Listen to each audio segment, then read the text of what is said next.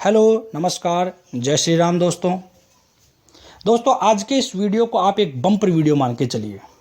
इस वीडियो में हम राजस्थान की अलग अलग परीक्षाओं में पूछे गए राजस्थान जीके से संबंधित जो अलग अलग टॉपिक्स हैं उनसे संबंधित प्रश्न लेकर के आए हैं।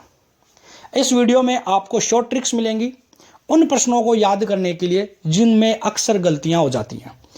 उम्मीद है ये वीडियो देखने के बाद ये प्रश्न आप अपनी ज़िंदगी में कभी भी गलत नहीं करेंगे, इसलिए वीडियो को पूरा देखें, अंत तक देखें। अब हम बात करते हैं इस वीडियो में दी हुई ट्रिक्स के बारे में। तो सबसे पहले ट्रिक लेते हैं, वो है राजस्थान के अंतर्वर्ती जिलों से संबंधित। सबसे पहले हम अंतर्वर्ती जिले समझते हैं। अंतर्वर्ती जिले वे जिले होते हैं जो न तो अंतर्राष्ट्रीय सीमा बनाते हैं न ही अंतर्राज्यीय सीमा बनाते हैं, यानी कि जो स्टेट की बॉर्डर पे नहीं पाए जाते हैं, अंदर ही रह जाते हैं, केवल दूसरे जिलों से ही संपर्क में रहते हैं, उनको अंतर्वर्ती जिले कहते हैं। राजस्थान में ऐसे जिलों की संख्या वर्तमान में 8 है, ये भी आपको याद रखना है। अब वो है कौन कौन से, इसलिए ट्रिक है नापी जो आज मैंने 2 कटोरा बूंदी। नापी जो आज मैंने 2 कटोरा बूंदी, सिंपल सी लाइन है, आपको याद करनी है। नापी जो आज मैंने 2 कटोरा बूंदी। ना से बनेगा नागौर, पी से पाली, जो से जोधपुर, आज से अजमेर, मैंने का यहाँ पर कोई अर्थ नहीं है। दो से बनेगा दोसा, कै का भी यहाँ पर कोई अर्थ नहीं है। टो से बनेगा टोंक, रा से राजसमंद और बूंदी का बूंदी। फिर से देखें, ना से नागौर, पी से पाली, जो से जोधपुर, आज से अजमेर, मैंने का कोई अर्थ नहीं है। दो से दोसा, कै का कोई अर्थ नहीं है। टोका टोंक, रा से राजसमंद और बूंदी से बूंदी। तो 8 अंतर्वर्ती जिले आपको याद रखने हैं। नापी जो आज मैंने 2 कटोरा बूंदी, नागौर, पाली, जोधपुर, अजमेर, दौसा, टोंक, राजसमंद, बूंदी। नागौर, पाली, जोधपुर, अजमेर, दौसा, टोंक, राजसमंद, बूंदी। आगे चलते हैं दूसरी की तरफ। हमारी दूसरी स्लाइड 1857 की सैनिक छावनियां, यानी कि 1857 की जब क्रांति हुई थी उस समय राजस्थान में कौन कौन सी सैनिक छावनियां थी। तो उस समय आपको याद रखना है 6 सैनिक छावनियां थी। एरनपुरा, नशीराबाद, नीमच, देवली, खेरवाड़ा, ब्यावर। इसको याद रखने के लिए ट्रिक है ए नन्नी देखे ब्याव। सिंपल सी लाइन, ए नन्नी देखे ब्याव, ए नन्नी देखे ब्याव। ऐसे बनेगा एरनपुरा जो कि पाली डिस्ट्रिक्ट में है। न से नशीराबाद अजमेर में, नी से नीमच मध्य प्रदेश में, ये तत्कालीन मध्य प्रदेश में था, 1857 की बात कर रहे हैं। दे से देवली, टोंक, खे से खेरवाड़ा, उदयपुर और ब्यावर अजमेर के अंदर। ये कुल 6 सैनिक छावनियां थी। फिर से देख लें, एरनपुरा, पाली, नशीराबाद, अजमेर, नीमच मध्य प्रदेश, देवली, टोंक, खेरवाड़ा, उदयपुर और ब्यावर अजमेर। तो ये आपको याद रखना है 6 सैनिक छावनियां और इनके जिले, क्योंकि जिले भी आपको क्रॉस मैच में दे देता है कि कौन सी सैनिक छावनी किस जिले में है। तो आपका ए नन्नी देखे ब्याव, एरनपुरा, नशीराबाद, नीमच, देवली, खेरवाड़ा, ब्यावर। सैनिक छावनियां पूरी हुई। सैनिक छावनी के बाद हम बात करते हैं अगली, राजस्थान की खारे पानी की झीलें। देखो, वैसे तो राजस्थान पूरा ही खारा प्रदेश है, लगभग पूरे क्षेत्र में जहां भी देखो खारा पानी निकल ही आता है, क्योंकि यहाँ पर समुद्र के अवशेष हैं। फिर भी हम प्रमुख जिलों की बात कर रहे हैं तो उसको आप याद रखेंगे, साड़ी का पल्लू कुत्ता फाड़े रैना। साड़ी का पल्लू कुत्ता फाड़े रैना, साड़ी का पल्लू कुत्ता फाड़े रैना। सा से बनेगा सांबर, डी से डीडवाना, का से कावोद, पै से परबतसर, लू से लूण करणसर, कु से कुच्चामण, ता से ताल छापर, फा से बनेगा फलोदी, डे से डेगाना, रे से रेवासा और ना से नावा। फिर से देखें, सा से सांबर, डी से डीडवाना, का से कावोद, पै से परबतसर, लू से लूण करणसर, कु से कुच्चामण, ता से तालछापर, फा से फलोदी, डे से डेगाना, रे से रेवासा और ना से नावा। सांबर, डीडवाना, कावोद, परबतसर, लूण करणसर, कुच्चामण, तालछापर, फलोदी, डेगाना, रेवासा, नावा। ये राजस्थान की प्रमुख खारे पानी की झीलें हैं। अब यहाँ पर साथ ही साथ आपको ये भी याद रख लेना चाहिए कि कौन सी झील किस जिले में है।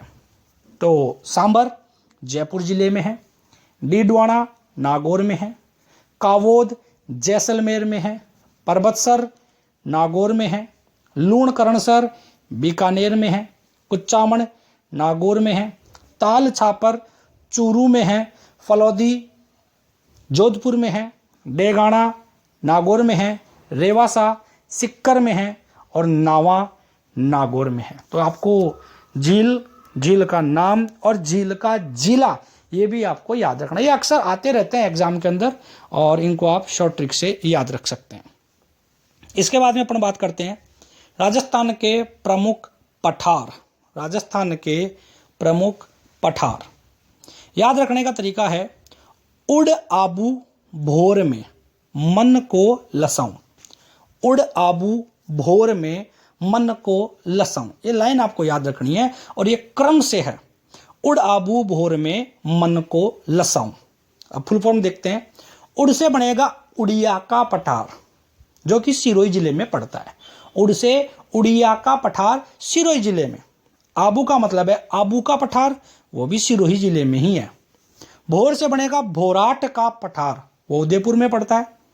मैं से बनेगा मैसा का पठार, वो चित्तौड़गढ़ में है। मन से बनेगा मनदेसरा का पठार, ये भी चित्तौड़गढ़ में है। को से बनेगा कोतवार का पठार, जो जयपुर और अलवर जिले के अंदर फैला हुआ है। लसाऊ से बनेगा लसाड़िया, लसा से बनेगा लसाड़िया यानी कि उदयपुर के अंदर, और उस से बनेगा ऊपरमाल, वो भी चित्तौड़गढ़ जिले के अंदर पड़ता है।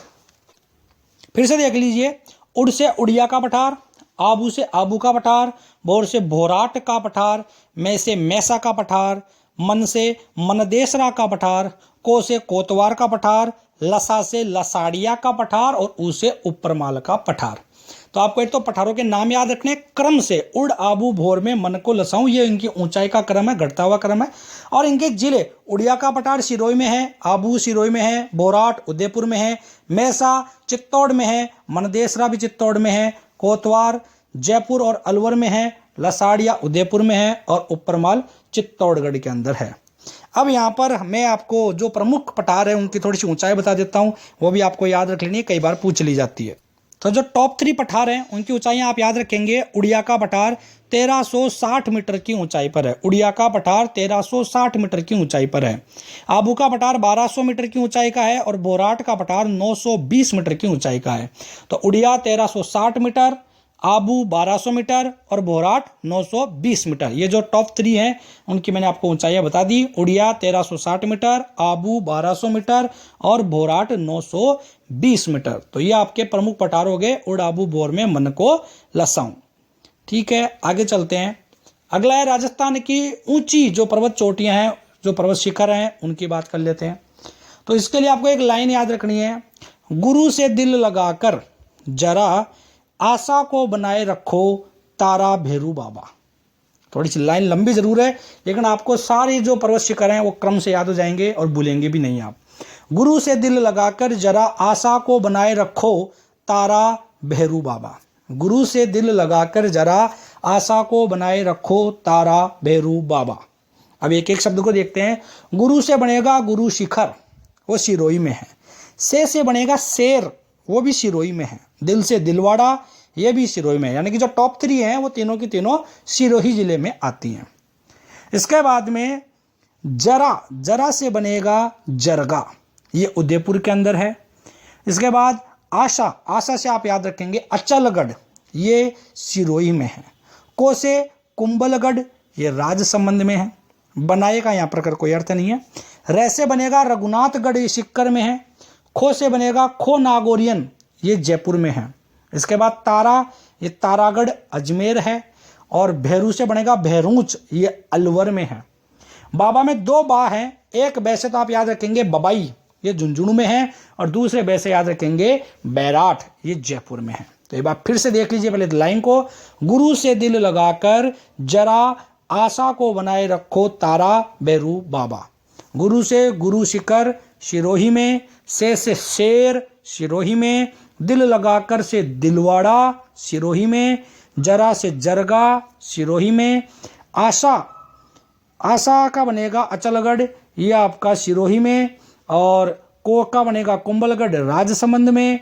इसके बाद में बनाएगा कोई अर्थ नहीं है। रे से बनेगा रघुनाथगढ़ सिक्कर में, और खो से बनेगा खो नागौरियन जयपुर में, तारागढ़ का तारागढ़, और भैरूच बनेगा भेरू का, और बाबा में बबाई और बैराट।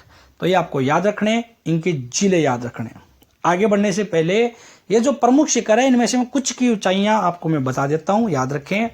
गुरु शिखर की ऊंचाई है 1722 मीटर, 1722 मीटर। पुरानी जो ऊंचाइयां थी वो 1727 मीटर भी बताई जाती हैं, लेकिन वर्तमान में 1722 मीटर है। इसके बाद में जो शेर है यह है 1597 मीटर। इसके बाद में दिलवाड़ा 1442 मीटर, और जरगा है 1431 मीटर, और अचलगढ़ है 1380 मीटर। तो ये याद रखेंगे, गुरु शिखर 1722, शेर 1597, दिलवाड़ा 1442, जरगा 1431 और अचलगढ़ 1380 मीटर। तो ये आपको याद रखनी है। राजस्थान की ऊंची चोटियां, गुरु से दिल लगाकर जरा आशा को बनाए रखो तारा भैरू बाबा। तो ये आपको यहाँ पर वो चोटी का नाम याद रखना है, चोटी की जो जिला है उसका नाम याद रखना है। जो मैंने प्रमुख जो पूछी जाती हैं उनकी मैंने ऊंचाइयां बताई है, ऊंचाई आपको याद रखनी है। यहाँ पर जो कंफ्यूजिंग क्वेश्चन आता है वो हमेशा गुरु शिखर का आता है कि इसकी ऊंचाई कितनी है। तो ऑप्शन में 1527 होगा, या तो या फिर आपको 1727 होगा, या फिर 1722 मीटर आपको वहां पर मिलेगा। इसके बाद में बात करते हैं हम राजस्थान के एकाधिकार वाले तत्व। एकाधिकार से मतलब ये होता है कि ऐसे तत्व जो लगभग यानी कि 99% से ज्यादा केवल राजस्थान में ही पाए जाते हैं, यानी कि जिनका सबसे ज्यादा उत्पादन राजस्थान में होता है, या एक तरीके से ऐसे कह सकते हैं कि केवल ही राजस्थान में होता है। ऐसे तत्वों को एकाधिकार वाले तत्व कहते हैं। तो ऐसा प्रश्न भी आया हुआ है, काफी बार आता है। तो इसको याद रखने के लिए भी आपको एक लाइन याद रखनी है, थोड़ी सी बड़ी लाइन जरूर है लेकिन आप याद कर सकते हैं। ए भाई जरा इश्क में फूल सी चाची की बात पर गौर कर। बहुत अच्छी लाइन है, याद रखें। ए भाई जरा इश्क में फूल सी चाची की बात पर गौर कर। ए भाई जरा इश्क में फूल सी चाची की बात पर गौर कर। अब एक एक शब्द को देखें। ऐसे बनेगा एस्बेस्टस, ये केवल राजस्थान में निकलता है, एस्बेस्टस। यहां पे भाई का खैर कोई अर्थ नहीं है। जैसे आपको दो ऑप्शन है, जिप्सम भी होता है और जोस्पर भी होता है, दोनों ही राजस्थान के एकाधिकार में आते हैं। जैसे बनेगा जिप्सम और जोस्पर। रा से बनेगा रॉक फॉस्फेट, ये हाल ही में एक एग्जाम में आया था, शायद पुलिस कांस्टेबल की एग्जाम थी। ई इमारती पत्थर। से बनेगा सोप स्टोन। कैसे कैल्साइट। में से मुल्तानी मिट्टी। फू से यानी फे आ गया, फे पे आपको दो याद रखना है, तो फ्लोराइड और एक फेल्सपार। ले से लिग्नाइट। सी से सीसा जस्ता। चा से चांदी। ची से चीनी मिट्टी, यहां पर की का कोई अर्थ नहीं है। बा से बोलस्टोलाइट। तय से आप टंगस्टन। पर से पन्ना, और गौर से गार्नेट तांबड़ा। यह भी हाल ही एक एग्जाम में पूछा गया था, तो आपको याद रखना है। ए से एस्बेस्टस, भाई का कोई अर्थ नहीं है। जैसे जिप्सम या जोस्पर।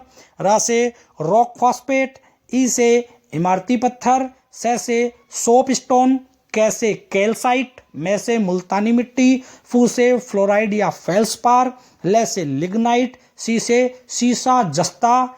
चा से चांदी। ची से चीनी मिट्टी, की का कोई अर्थ नहीं। बा से बोलस्टोलाइट। तय से टंगस्टन। पर से पन्ना, और गौर से गार्नेट, जिसको तांबड़ा भी कहते हैं। तो आप ये याद रखेंगे।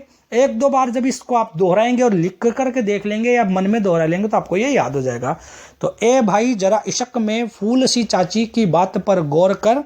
एस्बेस्टस, जिप्सम, जोस्पर, रॉक फॉस्फेट, इमारती पत्थर, सोप स्टोन, कैल्साइट, मुल्तानी मिट्टी, फ्लोराइड, फेल्सपार, लिग्नाइट, सीसा जस्ता, चांदी, चीनी मिट्टी, बोलस्टोलाइट, टंगस्टन, पन्ना, गार्नेट, तांबड़ा। आगे हम बात करते हैं भारतीय चट्टान समूह की। भारतीय चट्टान समूह का प्रश्न भी काफी बार पूछा गया है, जिसमें क्रम पूछ लेता है कि कौन सा किस क्रम का था। तो आपको याद रखना है, आधा कभी गोद में टै।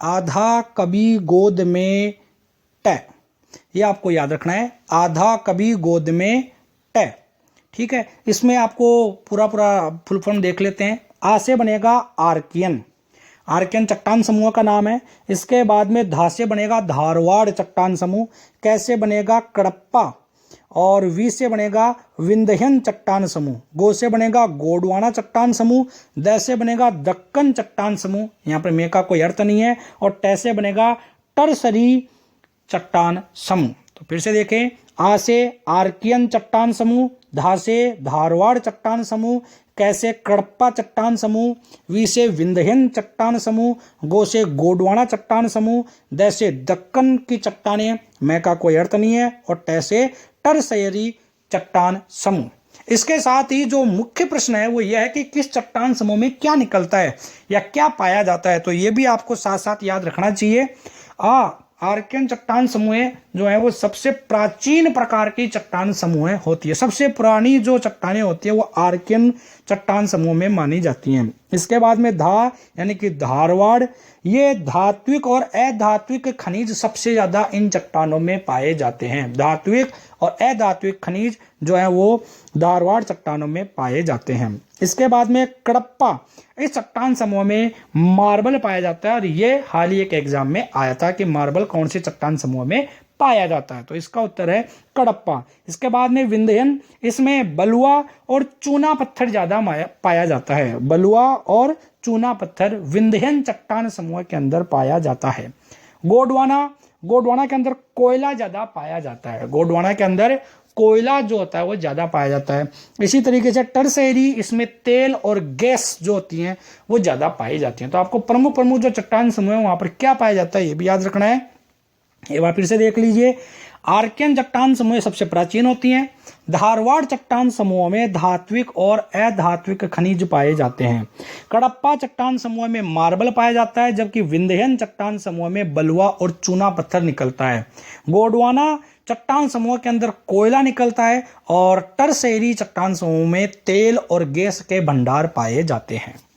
दोस्तों ट्रिक्स बहुत सारी हैं, एक वीडियो में समेटना पॉसिबल नहीं है, वीडियो बहुत लंबा हो जाएगा, इसलिए मैं जल्दी ही एक दूसरा पार्ट लेके आऊँगा जिसमें भी आपको 10-15 ट्रिक्स बताई जाएंगी। और ये ट्रिक ऐसी हैं जिनको आप बहुत आसानी से चलते फिरते याद कर सकते हो, और उसके बाद इन सवालों को आप कभी गलत नहीं करेंगे।